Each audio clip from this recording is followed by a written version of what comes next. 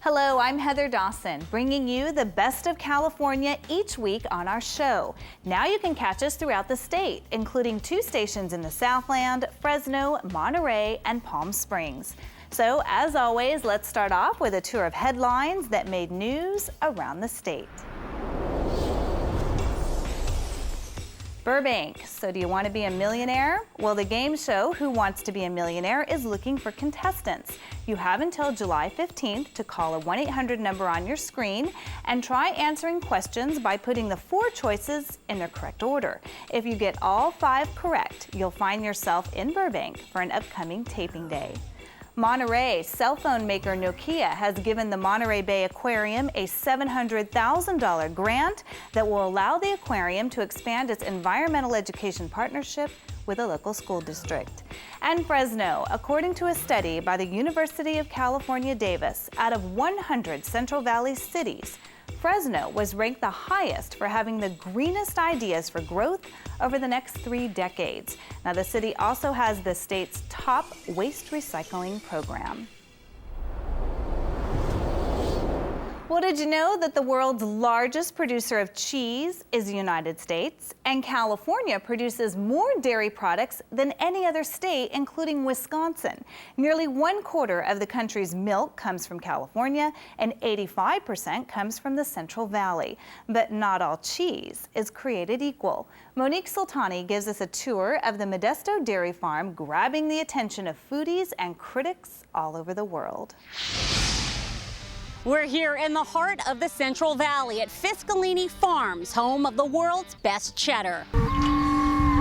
The life of a dairy farmer is not just milking cows. John Fiscalini's the dairy farmer making his mark by making remarkable cheese. Here we actually make our own product and label it and then distribute it into stores ourselves. From field to food, Fiscalini Farms has been an innovator in the industry for 4 generations. We can trace our roots back to Switzerland to 1705 as dairy farmers and cheesemakers. And we've got a long tradition of making cheese.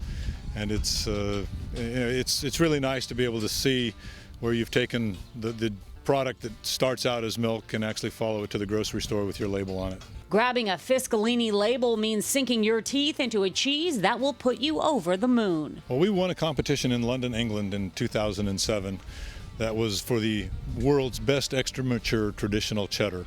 It was the first time that trophy had ever left British soil in the 20-year history of the World Cheese Awards. So it's something we're really proud of. It was very humbling, quite honestly. It was a real experience.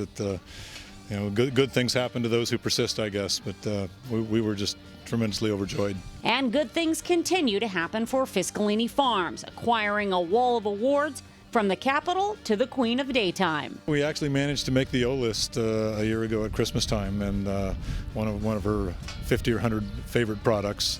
So that was a very, that's a humbling experience when someone of that magnitude recognizes you and what you do. Recognized all over the world, but what John's proud of most hits a little closer to home. The most proud I am is the fact I've got 3 adult children who are all interested in coming back and working here on the dairy. For nearly 1 century, this dairy farm has been decorated for their dedication, and it's no doubt that the cream will continue to rise to the top. Bringing you the best in California, from Modesto, I'm Monique Sultani. If you'd like to try John Fiscalini's famous cheese, it's available at Whole Foods right here in California. Well, this week our spotlight shines on a city most people have heard about. Feel like a star as Lisa Sedillo takes us to beautiful Beverly Hills. Beverly Hills. It's home to the most famous, wealthy, and powerful people in the world. Its city zip code became a household name in the 90s with the mega hit TV drama Beverly Hills 90210, produced by former resident, the late legendary Aaron Spelling. Merely 6 square miles in size, Beverly Hills is a small town, but for decades has been a must-see destination to tourists traveling to California.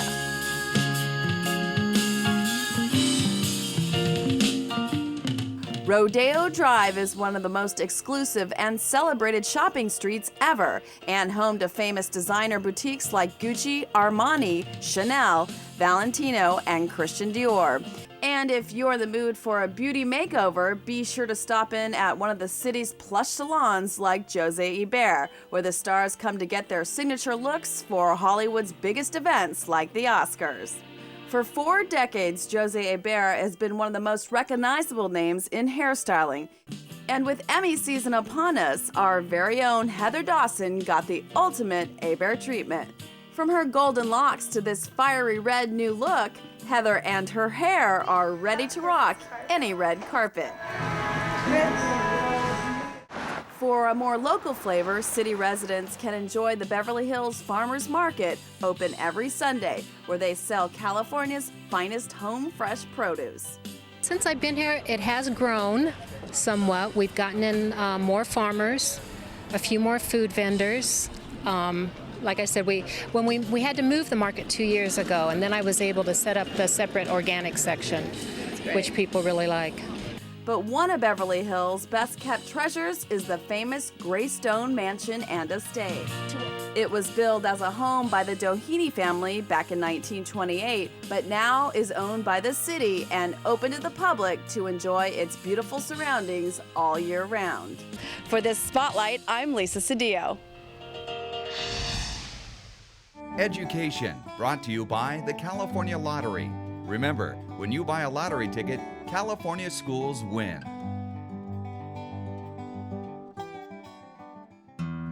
I'm David Wiley, and this week we're taking a look at how some schools are getting students more in touch with the environment. At Etiwanda Colony Elementary School, school officials have landed a grant from the state to start a garden on the campus grounds. Construction crews have been working for weeks trying to get everything ready for the spring planting. The idea of gardening at the school was prompted by several things. This school is only 6 years old, and it's built on land where they used to grow grapes, and they used to grow pitted fruits, and they used to grow oranges. So we wanted our kids to have a sense of history about what happened here in Etiwanda. Our state standards in science address life science, and there's lots of aspects, lots of standards that tie in to the whole process of gardening. They also tie in the school's recycling program to help with the garden, as money collected from turning in bottles and cans helps pay for supplies like plants, shovels, planter boxes, soil, and sprinkler systems. That in turn gives students a more complete look at the impact they have on the environment and to help them develop lifelong habits. In addition to the recycling program and on-campus fundraisers, funding for the garden program can come from places like the California Lottery, which already provides millions of dollars for schools statewide. And school officials hope that down the line, many of the things grown in the campus garden will end up in the school cafeteria, where students will be able to taste the fruits of their labor. Another way schools are getting kids to understand the environment is by planting trees. Terra Vista Elementary School in Rancho Cucamonga has made a habit of doing just that on Arbor Day. Well, this is our 20th year as participating in Arbor Day, which is a national day of recognition of planting trees. And what it means to our community is able to highlight what we're all about. And we're in this environment of a healthy city, getting people used to what trees actually mean to the community. And that includes educating some of the community's youngest members about the importance of trees. And for the past 15 years or so, we've really engaged the elementary school children in the program. Now that we have school-adjacent parks, we're able to do that so they can come right over from the school and help us do the planting. I learned that trees they need a lot of water, and when you plant a tree, you need to put dirt around it because the water will flow away. Learning about trees and helping the community at the same time helps to teach these kids the responsibility and pride that comes with taking care of the earth. A couple of the students today, they were just saying, I live right there, so I'm going to be able to look out and see my tree all the time. So they've actually taken a lot of ownership. The students even got to take home a small tree for themselves, which will hopefully keep the lessons they learned here fresh in their minds. So the hopes are, by planting these trees today, that the kids here at Terra Vista Elementary School will not only learn about the environment now, but it will plant the seeds in their minds to keep the environment green in the future. From Mountain View Park in Rancho Cucamonga, I'm David Wiley for California Life.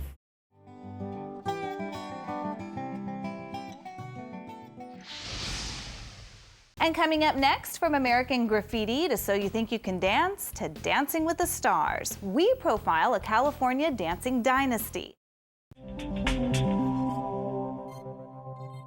A small dance studio in Southern California is attracting dancers from all over the country. Why?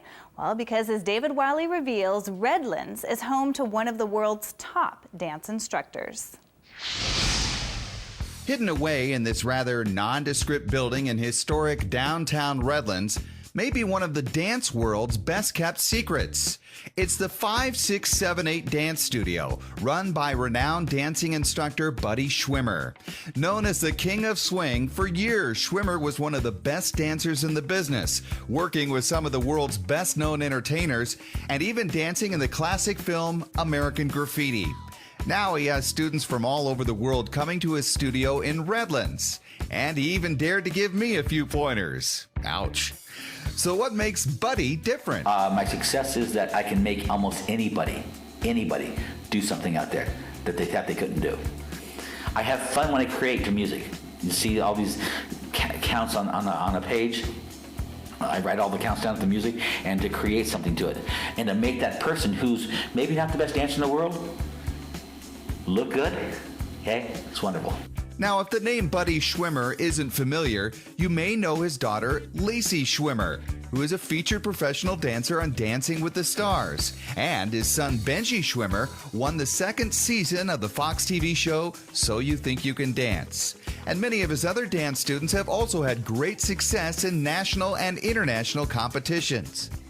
And from this little tiny studio in Redlands, we have more dancers, good dancers, coming out than any studio I know of in the United States. So my kids learned that it's not just you're a swing dancer, you're a Latin dancer, you're a ballroom dancer, you're a jazz dancer, whatever. Okay, dancing is dancing. Period. I always tell people it's an ABC of dance, and a 1, 2, 3. In other words, if you know how to do a step, okay, there's always 3 ways to do it, not just one. And most of you go to some of the big studios, I won't mention change studios' names, but they look like it came out of a manual. Go this way, I go that way, and that's funnier than heck to watch. And that joy of dancing and teaching is what keeps Buddy Schwimmer so vital, where he jokes he couldn't imagine doing anything else. I'm lucky enough to travel almost every week, to go somewhere and get some kind of difference to my job, so it's not boring to me. If I had to go sit in an office and do the same thing day in, day out, I'd kill myself. Bringing you the best of California, I'm David Wiley for California Life.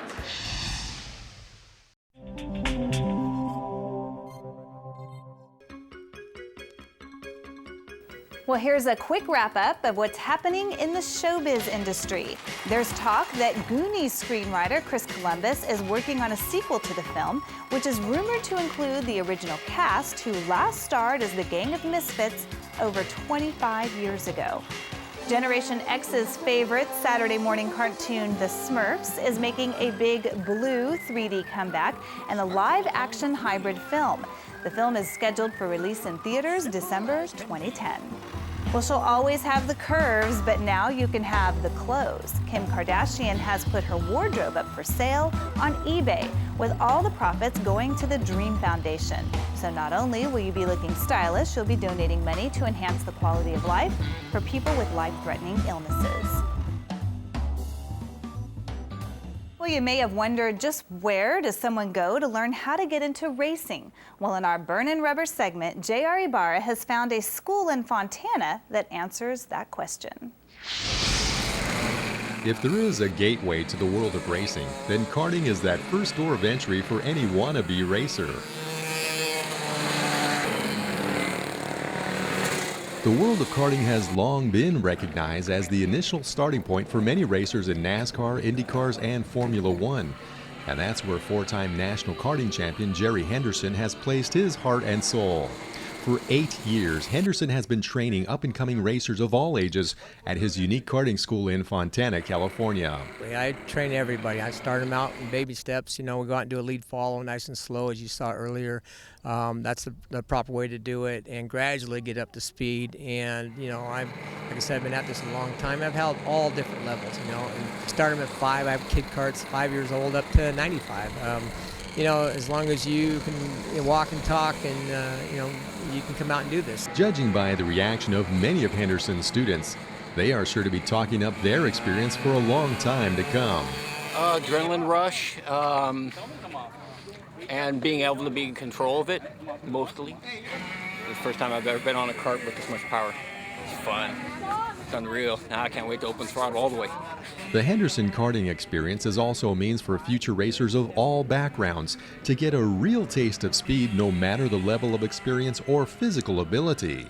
Oh, it's a lot of fun. That was my first time ever doing outdoor go-kart racing, and I'm definitely going to continue. And it's also a challenge. Everybody thinks it's easy, but it's actually really hard. Oh, I love it. It's made me improve already. Tremendous, the first lesson, and he's very thorough at what he does and makes you a better driver. He's been karting ever since. While any of the students you might question at the Henderson karting experience will give you a wholehearted thumbs up about their time at the school, Jerry Henderson feels just as excited for the skills he's able to impart to his drivers.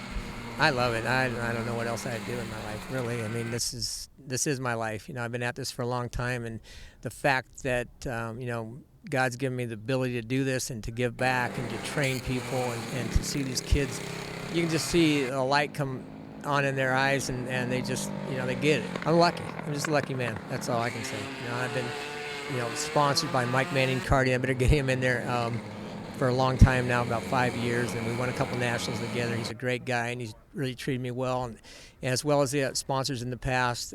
Been very fortunate. So if the lure of racing is something you have seriously thought about, then the Henderson karting experience is a must-do for any aspiring racer. Burnin' rubber and bringing you the best of California. From Fontana, this is J.R. Ibarra. It was the spring of 2009 when Chip Smith and David Smith met and bonded under the most difficult of situations. Although not related, they became brothers in a valiant fight against cancer. Chip, a battalion chief with the Ontario Fire Department, and David, a history teacher and head basketball coach at Los Osos High School, first met during chemotherapy sessions at San Antonio Community Hospital, where they were both battling stage 4 colorectal cancer. And when I started my chemotherapy, our oncologist, Dr. Ibrahimi, suggested I meet Chip and talk to him because he was a few months ahead of me. And so we kind of became friends. During chemo together, we would have our chemo treatments at the same time, and we would sit and talk, and we kind of struck it off. We're close to the same age. His daughters go to Rancho, where my wife teaches. Him being a fireman, my dad was a fireman for 28 years, and so we kind of, our friendship kind of grew out of that. And it was from that shared experience and struggle against cancer that David got the idea for a charity basketball tournament pitting various fire departments against each other. In February, the Hoops for Hope tournament came to fruition, with the Ontario, Upland, Chino Valley, and Rancho Cucamonga fire departments all sending teams. But while David's cancer responded some to the chemotherapy, Chip was not as fortunate. He did not respond as well to the chemo. Originally he did, but then he stopped responding to the chemo and started to have new growth, and things have kind of progressed from that area. Be screened early, and you look at Chip, who's younger than 50, who got it. You can do certain things that aren't very invasive. You can ask your physician for hemoccult tests, which are very simple tests. A lot of insurances don't cover some of the screenings at younger ages, but awareness is huge. And then for us here, really as a fire family, is to honor Chip Smith, a very dear friend, a person who's had a huge impact on the fire service here in Southern California, and wish he was here. Sadly, and perhaps ironically, Chip died just hours after the tournament that he inspired was over. Chip Smith was just 46 years old. And that's it for us. If you missed any part of our show, go to our website, californialifehd.com. See you next time.